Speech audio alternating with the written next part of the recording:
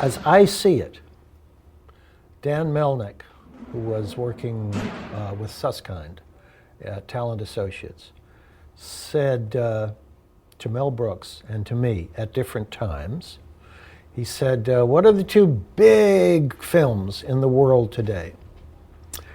James Bond and Clouseau. Get the picture? And that basically was it. I had no experience in sitcom, and to be truthful, which I am now and then, I didn't really like sitcom.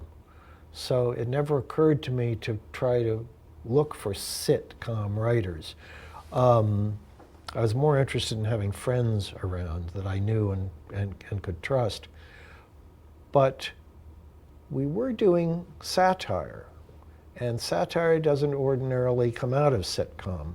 I mean, the sitcom of the American television sitcom 50s, 60s, not a lot of satire. The kind of writing I was looking for came out of variety shows.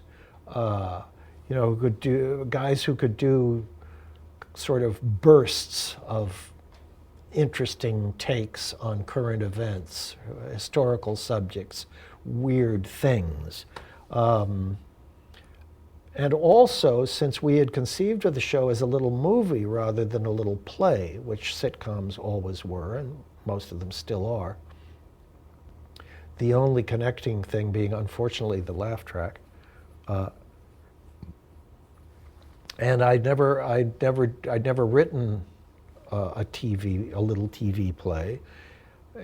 So it always seemed to me that it would make more sense if they were little movies. They were little Bond-like movies with a beginning, middle, and end, an actual plot, such as it was, and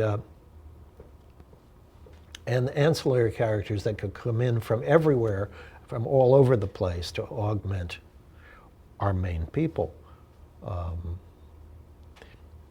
It was really more Bondian.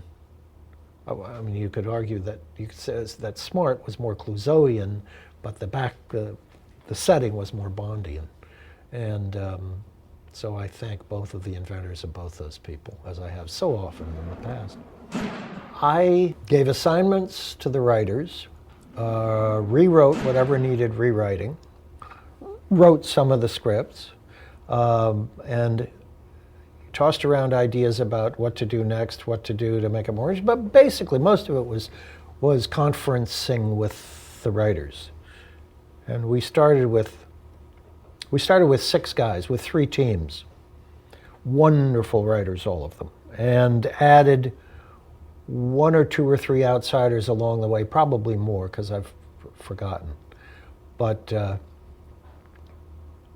that's what a script editor does. I used to write almost all of the what did they call them? Teases and tags. The first 3 pages and the last 3 pages, although that's not, as I say it, I'm not sure it's entirely true. I used to think I wrote most of the teases and the tags. And I usually injected whatever political satire there was into these lunatic little stories. Well, it was up all our alleys. I mean, it was sort of signature stuff for me and for Mel and for a number of the other writers. There was, for instance, Stan Burns and Mike Marmer. I'd worked with Stan Burns on the Steve Allen show, and we were good friends, and he was funnier than any other human being. And he and Marmer, they were a compatible team in the same way as you have just described the sense of the show, which was, let's do, although I'm not sure we ever articulated it, but we all had it in our minds, let's do the slapstick for the kids and the political satire for the adults, and see if we can, you know, squeeze them together and make it work. So teams like Burns and Marmer were perfect for that, because Stan wrote the greatest jokes in the history of the world, and Mike was very good at continuity. Gardner and Caruso used to write the most cartoony of the most satirical of show business shows, the parodies of a situation in which there were vampires and werewolves, or the parody of a circus background, or something like that. And in those shows, there was always the danger of going way over the top, particularly with, the outsized characters that would populate such a bizarre little adventure. But everybody always tried to keep it sort of real. You could go as far out as, much further out than most other shows, but you had to come back to some sort of vague reality. But in certain situations, we were parodying specific events from other movies and, from sort of cultural touchstone things that everyone knew, so everyone could appreciate the parody of it. Or playing around with the bureaucracy, the political bureaucracy, and the stuff from the Washington jokes, and you could go pretty far. The Big Arrow always comes to mind. The Indian tribe story, which I didn't think would ever work, but I so liked the gag. No, there were great jokes in it, which ended up with what they thought, what Smart and 99 discovered was it wasn't a weapon of mass destruction that was taking off from inside the huge teepee, but it was a gigantic arrow aimed at the heart of Washington. Now that kind of stuff, is so far over the line as you think, well, there's no way to approach it as a real thing. But at that point, if the characters are in place, and they'd been in place for some months, you don't really have to worry about it. If the audience buys who they are, then they'll buy that stuff that's that far out. I can't recall any specific item, but I know that Leonard, Don, me, the guys, everybody, when they'd see something really loony in the paper, they'd cut it out and bring it in and say, can we build a story around this, or at least build a joke around it? Yeah, the strike did come out of something real, as did the Indian situation. I can't remember what it was. I think it was the feds busting some reservation for some lame reason. But all of those usually came out of some little piece in the Times, in one Times or another. Whom had we been thinking of? Well, there was a list, like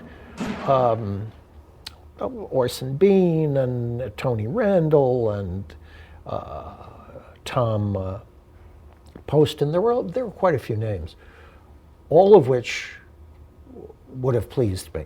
I mean, they were all, talented, interesting guys and funny. Once Don's voice is in the air, you can't kill it with, several sticks. It's so decisive and idiosyncratic, which of course, as most of you probably know, originally derived from Don's parody of William Powell summing up a murder or a case at the end of any of the Thin Man's show. Well, you see, if the little man, all that stuff. And it was part of his act. And in the pilot, which is rarely shown because it's in black and white, he really does his full-out Bill Powell voice. And then over the next 3 or 4 shows, it got worn away. It got softened a bit because it was a touch abrasive. Because I didn't want to give her a name. I just wanted her to have a number. I thought that would be good in television, to have a beautiful woman who never had a name. Mel named Smart 86 for the once obvious, now not quite as obvious reason that 86 was barcode for shut him off, if that's meaningful to anyone watching this. And I can't remember how it happened, but when we were talking about Barbara, I said, no, she's 99 forever. Just don't give her, and let's not ever give her any characteristics that make her seem like, that make her move toward any cliche of womanhood. You know, in the pilot, she takes her cap, she's this tall, beautiful girl, she takes her cap off and her hair comes down an inch, and he says, oh, you're a woman. It's almost like all those decisions are aspects of Smart's dopiness and not any discrete principles of their own. I know when they got married, I had heard when they got married, she had to either reveal her name or talk about herself as Mrs. Smart or something like that, but that would have made me unhappy. Yeah, I didn't want anybody ever to be related to anybody, and I would have fought tooth and nail to keep them from getting married and having kids had I still been with the show. That was not my idea of what it was about. But yeah, basically it was about those other hours, not, you know, who knew that, I think the chief was married to someone, but the nearest we got to his personal life was when I made Don extract the chief's real name in court, which was a moment I really cherished, when he finally admitted that his real name was Thaddeus, to his incredible embarrassment. And that's about as personal as it ever got. You know, they couldn't really kiss, Don and Barbara. And if they ever were on the verge of saying, I love you, it was transmogrified into something very silly. Oh, I don't think one does go about writing a catchphrase. They have their own life force. Of course, the famous one came out of Don's act, Would You Believe? That came out of his Bill Powell thing. Sorry about that, Chief. I have no idea where that came from.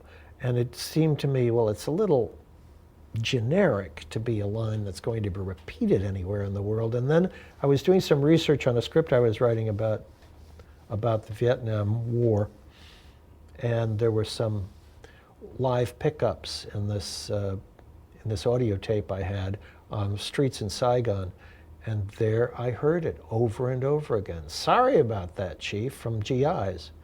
And I thought, oh boy, that's really weird. But I don't know how it started. I don't know whether it started out of script or whether it was done or what. And other things like missed it by that much. I have no idea whether. I remember putting it into a script, but I don't know whether I put it in because Don gave it to me or because I don't think I invented it. So I don't know where it came from. And various versions of a kind of runner gag, which was, that's the most something I've ever seen. You know, this is the third time this month that absurd thing has happened to me. I probably theoretically would have argued against them as being repetitive, and childish, and cheap. On the other hand, you can't beat them. Bernie Capel, who came in, actually most of Bernie's stuff was done after I left. I think we just started with Bernie toward the end of the second season. And he was an old friend from somewhere, and I can't remember where. Was he on Steve Allen? I just don't remember. But there was something nice about the archaic nature of having a Nazi in this mix. That Chaos was a dopey enough institution to hire a noisy, blatant present Nazi to do some of its nefarious deeds, and Bernie was always funny, always terrific. Bernie Capel playing Siegfried, the highest up Nazi in Chaos. his catchphrase was, "We don't shush here," but it could have been, "We don't do anything in particular," you know.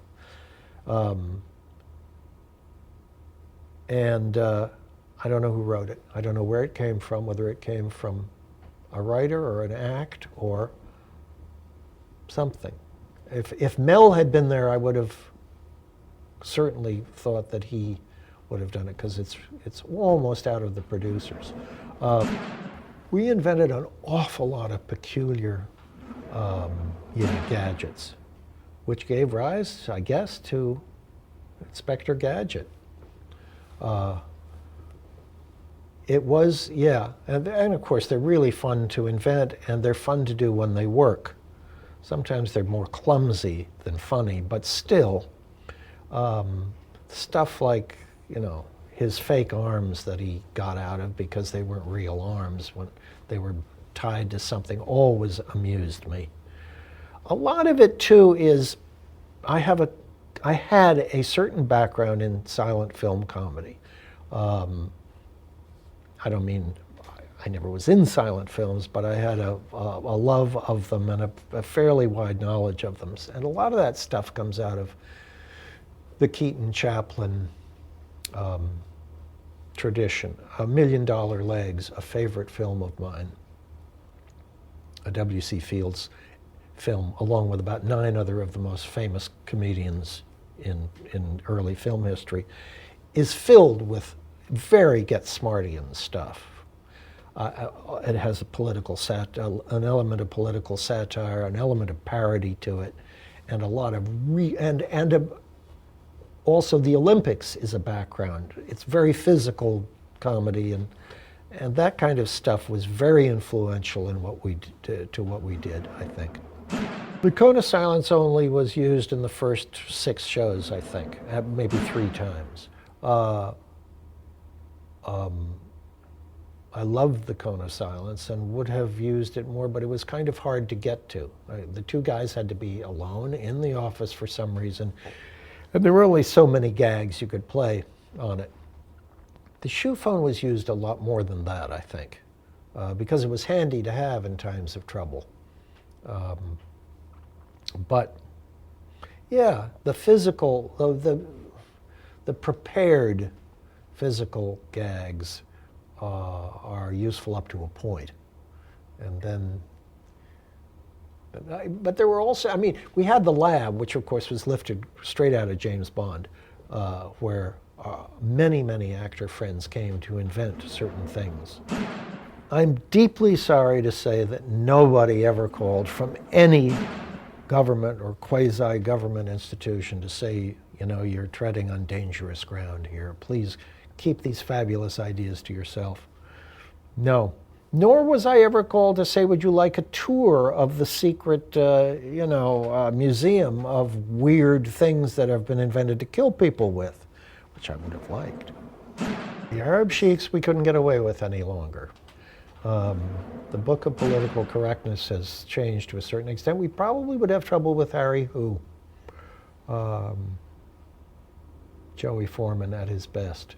The Arab one I did, which was very early on, was the taster. He had a taster who died horribly behind him. Nobody noticed while tasting his food, which was my favorite part of the show. This guy, very Peter Sellers stuff, in agony, screaming and writhing, not screaming, but writhing on the floor, while everyone else kept talking and doing stuff. And his daughter, the sheik's daughter, I think, had been kidnapped or something like that. A large, Zoftic blonde. How sheik's daughter could become that is hard to say, but nevertheless. This guy that nobody knew, an actor whose writing name was T.F. Lamoureux, came in and suggested a robot.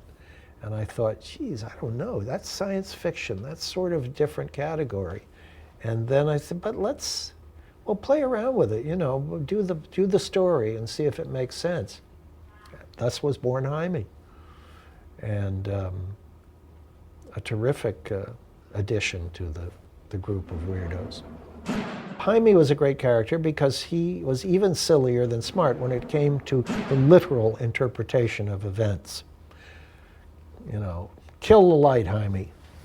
That kind of lame but useful joke. I was absolutely amazed that I'd completely forgotten that this person and this person and this person were in the shows. All character actors and actresses that I'd loved and I'd always thought about in terms of feature films. I mean, I knew we would get all the funny guys because of Don. I knew we would get Rickles and Johnny Carson and all those guys to come on. And that was always fun to do too, to sort of try to welcome them with a humorous moment.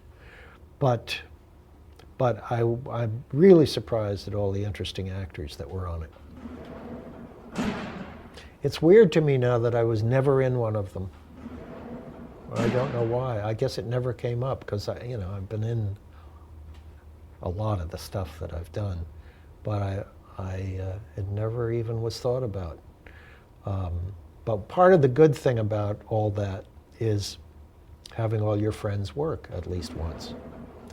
Del Close, the famous Second City Chicago guy who both acted and taught for decades there and was a legend of improvisational acting in his time. He came to LA and he said, "You got a job for me?" I said, "Absolutely. Put a white coat on, go to the lab, invent some weird stuff. But you have to meet the casting lady first." The casting lady was a very fragile, very well-known, lovely, elderly lady named Pat Harris. And he walked into her office, and I said, "Pat, this is Del Close." And then I don't think I was there, because what happened was he was playing a scientist already to show her he could do it. And he had this little box he'd rigged, and he gave it a name, galvanum or something, and he put it on her desk, and he said, "Hold these two things," and she held them, and he put several thousand volts through her. And she fell off her chair. I think we had to take her to the hospital. That was Del. So there were hazards in casting that one hadn't thought about. But of course, if you have completely crazy friends, and Del qualified, that's the kind of thing that can happen.